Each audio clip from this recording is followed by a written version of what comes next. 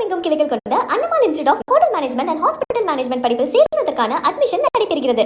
காஞ்சிபுரம் மாவட்டம் ஸ்ரீபெரும்புதூர் அருகே ராமானுஜபுரம் ஊராட்சியில் உள்ள அரசு நேரடி நெல் கொள்முதல் நிலையத்தில் 5000க்கும் மேற்பட்ட நெல் மூட்டைகள் கடந்த 25 நாட்களுக்கும் மேலாக தேங்கி கிடப்பதால் விவசாயிகள் கவலையடைந்துள்ளனர்.